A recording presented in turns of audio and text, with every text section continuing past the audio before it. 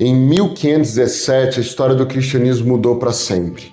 Homens corajosos como Martinho Lutero olharam para a complexidade da religião medieval e propuseram um retorno à simplicidade. Eles cunharam um termo latino, sola scriptura, somente escritura.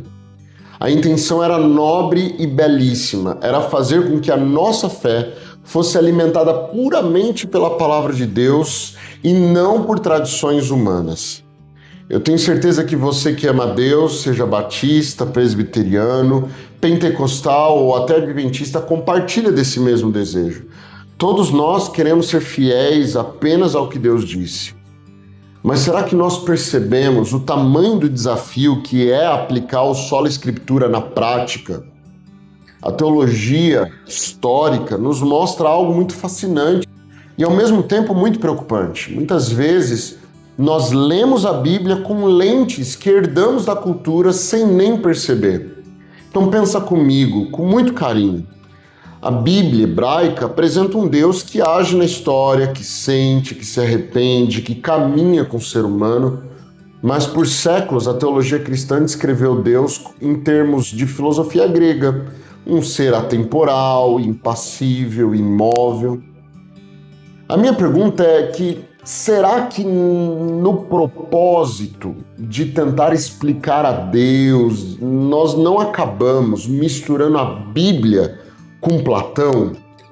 A Reforma Protestante foi um grande passo, mas eu acredito que a tarefa ainda não terminou. Existem doutrinas que muitos cristãos abraçam, como a imortalidade natural da alma ou a atemporalidade de Deus, que talvez não venham de Jerusalém, mas venham de Atenas. E hoje eu quero te convidar para uma jornada de descoberta, não para criticar o passado, mas para refinar um pouco melhor o nosso futuro. A teologia adventista tem uma postura muito singular. E a pergunta que a teologia adventista sempre tenta responder, pelo menos no seu âmbito mais oficial, é: se nós tentássemos ler a Bíblia, desconstruindo essa herança filosófica, esse impacto filosófico, se nós deixássemos a Bíblia definir a sua própria lógica, as suas próprias macrocompreensões hermenêuticas, qual que seria a nossa visão sobre Deus? E amigos, eu tenho convicção que o resultado é uma visão de um Deus muito mais próximo, muito mais real, muito mais histórico. E isso muda tudo.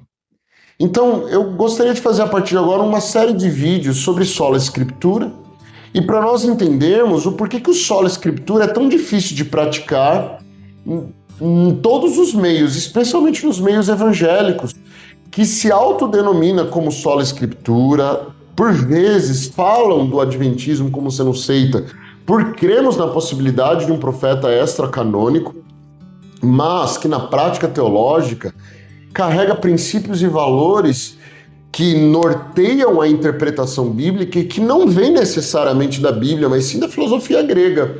E isso não é sola escritura, não é a Bíblia apenas, é também filosofia platônica. Mas para a gente entender de onde isso tudo começou, a gente vai ter que voltar lá para o século II, para o segundo século, logo depois da morte dos apóstolos. A igreja cristã estava crescendo, entrando no coração do Império Romano, e os intelectuais daquela época eram os gregos. Eles eram os intelectuais, os acadêmicos, e eles amavam a filosofia de Platão e de Aristóteles. Para eles, Deus, o ser perfeito, tinha que ser imóvel, sem emoções e principalmente fora do tempo. A lógica grega era: se Deus muda, ele deixa de ser perfeito. Se ele tem tempo, ele envelhece. Então Deus tem que ser um ser atemporal. E os cristãos, querendo ganhar esses intelectuais para Jesus, cometeram um erro estratégico inocente, mas fatal. Eles disseram: ei, o nosso Deus da Bíblia é exatamente igual ao Deus perfeito da filosofia de vocês. E aqui, nesse momento, acontece um casamento daqueles que não podia ter acontecido. Eles pegam o Deus da Bíblia, que anda no jardim, que se arrepende, que luta com Jacó, que desce no Monte Sinai, e tentam encaixá-lo na caixa do Deus atemporal de Platão. E o resultado é a teologia cristã clássica. partir dali, a Bíblia passou a ser lida não pelo que ela diz, mas pelo que a filosofia permite na leitura da Bíblia. Se a Bíblia diz que Deus se arrependeu, os teólogos então diziam, não, isso é uma metáfora, porque o Deus da filosofia não pode mudar, então o Deus da Bíblia também não muda. Se a Bíblia dizia que a alma morre, os teólogos diziam, não, Platão provou que a alma é imortal. Então, essa visão sobre Deus acabou se estabelecendo até os dias de hoje.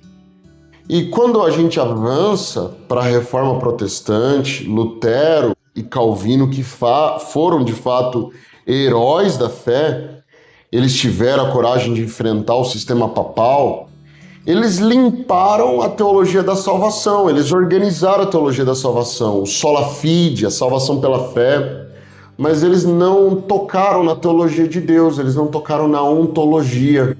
Eles continuaram acreditando que Deus é atemporal, eles continuaram acreditando na alma imortal. A reforma mudou o software, a doutrina da salvação, mas manteve o sistema operacional antigo, a filosofia grega sobre a natureza de Deus e do ser humano. É por isso que até hoje nós temos doutrinas estranhas no meio evangélico, como predestinação absoluta de Calvino, por exemplo. Não é porque Calvino era mau, é porque se você assume que Deus está fora do tempo e vê tudo no eterno agora, a liberdade humana não existe. É uma conclusão lógica da filosofia grega, mas eu concordo que não é uma conclusão lógica da narrativa bíblica. O adventismo, meus amigos, ele surge na história como uma proposta muito audaciosa. E se nós desinstalássemos esse sistema operacional grego? E se nós deixássemos a Bíblia revelar quem Deus é, mesmo que isso contradiga Platão?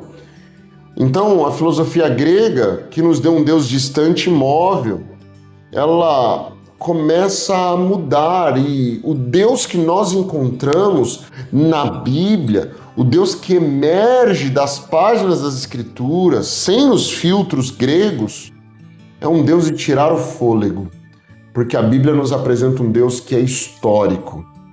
Não histórico no sentido de que ele envelhece ou morre, mas no sentido de que ele escolheu viver e atuar dentro do tempo, junto conosco. E a maior prova disso é uma doutrina que muitos acham complicada, mas que é a chave de tudo, o santuário. Então pense comigo, por que Deus mandou construir um santuário no deserto? Lembra lá de Êxodo 25, verso 8? E me farão um santuário e eu habitarei no meio deles? Para um filósofo grego, isso é um escândalo. Como assim o Deus infinito vai habitar no espaço físico? Como ele vai ter uma rotina de sacrifícios, manhã e de tarde? Para a filosofia, Deus está em todo lugar e em lugar nenhum. Mas para a Bíblia, Deus quis estar ali.